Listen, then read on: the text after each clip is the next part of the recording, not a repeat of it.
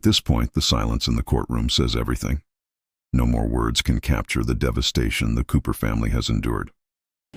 Any further victim impact statements, Mr. Ringel? No, Your Honor, thank you. All right. These words seal Karina Cooper's fate. The weight of guilty echoes louder than anything else that has been said in this courtroom.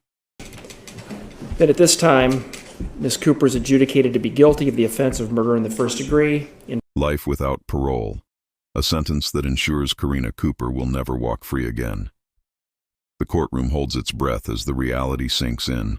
Violation of Iowa Code Sections 701.7 and 707.2, Parent 1, Parent A. Beyond the prison sentence, financial restitution is ordered.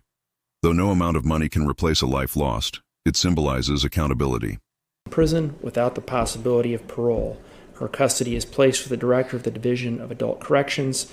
Her temporary custody with the County Sheriff. Ms. Cooper shall pay victim restitution to the estate of Ryan Cooper in the amount of $150,000 as required by Iowa Code Section 910.3B, Parent 1. And Mr. Hawbaker, there was a supplemental restitution request to Crime Victim Services, I believe, in the amount of $14,944.76. Any objection to that? No, Your Honor. And should also make restitution in that amount to Crime Victim Compensation Program.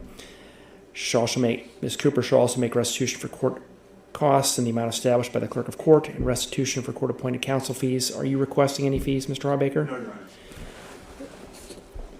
Honor. With respect to Category B restitution, I've reviewed an affidavit that Mr. Hawbaker has. Mr. Ringel, have you seen that? I have, Your Honor, yes. Does the state have any objection to me making a decision based on Ms. Cooper's ability to pay Category B restitution based on my review of that affidavit? No, Your Honor. All right, well, having reviewed that affidavit, I will waive payment of Category B restitution in Ms. Cooper's case. Here, the judge steps away from cold legal language. His words remind everyone that this isn't just law. It's about a life, a family, and a community torn apart. As required by Chapter 81 of the Iowa Criminal Code, Ms. Cooper shall provide a DNA sample to the Department of Correctional Services for purposes of DNA profiling based on the nature of the offense, and as required by Iowa Code Section 811.1, there's no bail in this case.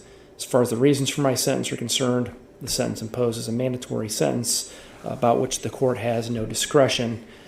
I will say, this was a senseless crime. Mr. Cooper was, by what I heard at trial and from the statements I heard today, hard work. The most heartbreaking line. Karina Cooper's actions destroyed her husband's life and robbed her children of both parents in a single moment. Kind, generous man who loved his children and his many friends. Ms. Cooper, your actions, whether you were the one who shot Mr. Cooper or whether as a result of aiding and abetting Houston Danker, resulted in his death. They deprived your children of not only a father, but of a mother. And I can't really state any more eloquently than was stated in the victim impact statements, the broader impact it's had on Mr. Cooper's many friends and family. Ms. Cooper, I do need to inform you that you have a right to appeal this case to the Iowa Supreme Court. If you're unable to pay the costs of an appeal, you have the right to apply to this court for appointment of counsel and furnishing them any necessary transcripts of relevant proceedings. All is provided for in Iowa Criminal Code, Chapter 814. If you do want to appeal, you have to perfect your appeal by filing a written notice of appeal with the... And with that, the trial of Karina Cooper comes to an end. A guilty verdict, a life sentence, and a family forever shattered. Tama County Clerk of Court, no later than 30 days from today's date.